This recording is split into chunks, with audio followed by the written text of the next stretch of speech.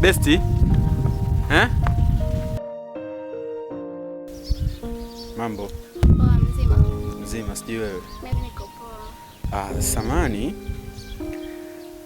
Tunaweza tukapiga story kidogo? Unaweza tu kuongea hapa kakangu. Okay. Mimi naitwa Mnondo, sijui mwenzangu hapo. Mimi naitwa G. Oh, G. Unajua kipindi unatokea tangu kule, nilikuwa nakuangalia sana. Na kiukweli nimetokea kuvutiwa sana na wewe. Nilikuwa natamani nipate nafasi ya kuwa karibu yako.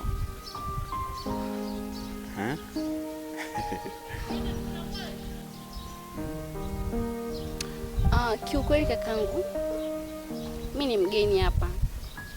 Cha kwanza nimefika leo tu. Sijui cha kwanza ninapoelekea, maana yake nimekuja kwa ajili ya mawasiliano tu. Kwa labda ningependa tubadilishane mawasiliano ili siku nikiwa free tutafutane. Okay, sio wazo baya sana.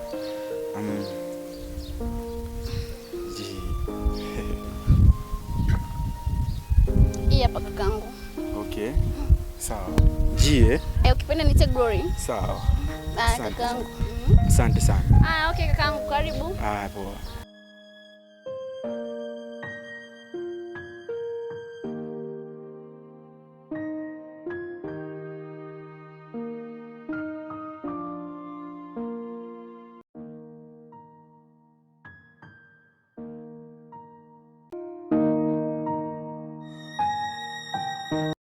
Yaani kaka, nilikuwa nimeshawaza kwa nimepotea, nimefika huko dukani.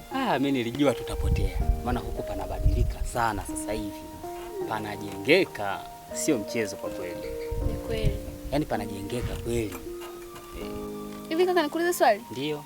Hivi hapa ndio ulipojenga kweli? Hapa ndo nyumbani. Nilipata place ndo nikaja nikajenga. Na hata hivi kuna upande huu huko. Eneo kubwa linaenda hadi kule. Viwanja viko vitatu, karibu viwanja vitatu. Kwa hiyo nikakata hivi viwili hivi hapa nitavijenga baadaye. Nimeamua kujenga kwanza hiki hapa. Vipi kwani kuna shida? Hamna shida kaka. Alafu nimeshakumbuka. Yaani kama bahati. Kuna ndugu yetu mmoja nilimpigia simu tangu juzi, jana, alikuwa afike jana lakini yuko njiani anakuja. Kumbe tuko wengi. Karibu.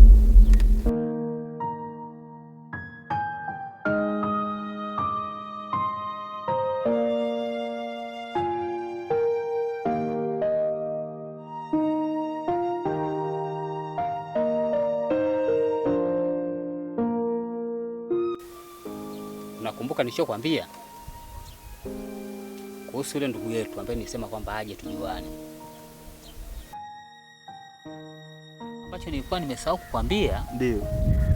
Unajua mzee alipata mtoto mwingine huko kipindi anafanya kazi ya barabarani. Ndio. Sasa nikaongea naye, yule binti kashakuwa mkubwa sasa hivi. Nikasema iko siku ataka uje, ndio nikaa nimemtumia nauli juzi. Okay. Kwa muda wote anaweza kafika hapa. Lengo langu mimi tujuane. Ndio nakumbuka. Basi tutende ndani.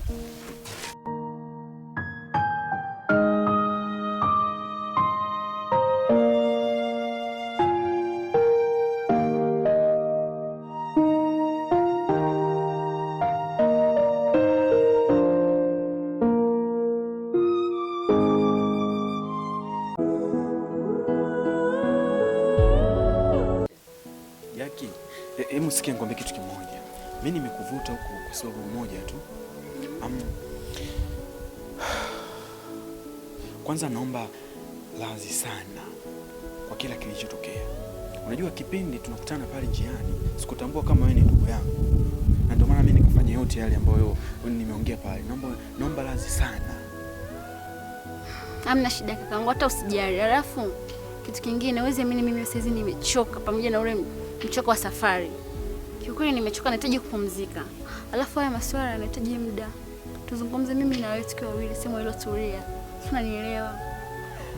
Na kuomba utafute sehemu iliyotulia. Nizungumze mimi na wewe tu. Unajua sijakuelewa bado hapo. Yaani maana yangu utajua pale tutakapokaa mimi na wewe sehemu iliyotulia. Simenielewa? Okay, sawa. Nimekuelewa. Okay, basi ngoja mimi nikapumzike. Sawa. Okay.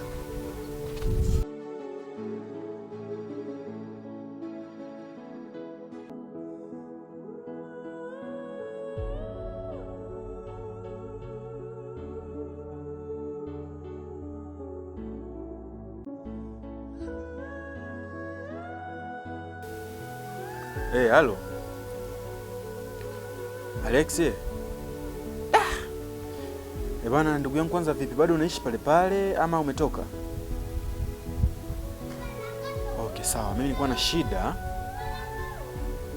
Basi mimi nakuja hapo. Dakika moja ndugu yangu. Hausi. Dakika moja. Sawa. Aisee, mwanangu Mnondo, unajua umenikalisha muda mrefu sana kwanza.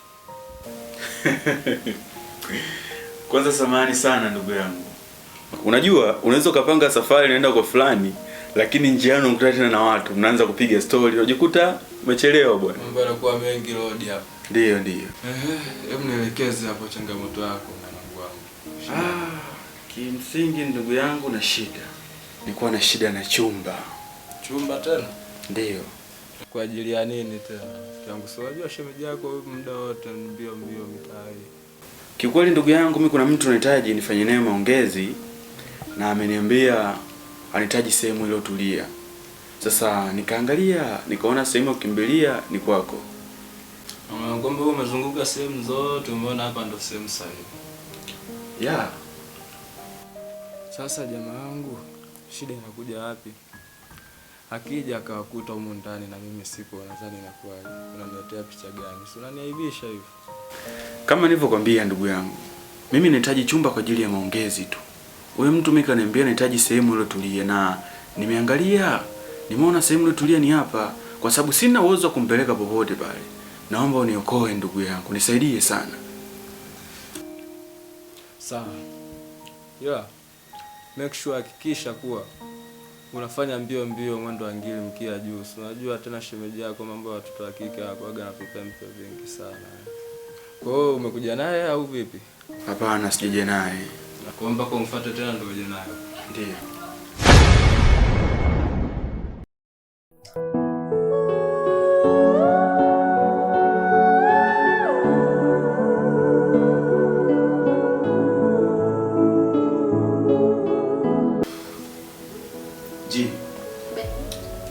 Mimi kweli msimamo wangu bado upo pale pale. Naomba radhi sana kwa kile kilichotokea. Unajua, nilifanya yote yale kwa sababu sikutambua kama wewe ni ndugu yangu. Naomba unisamehe sana. Ina maana bado umekazania tu masuala ya msamaha?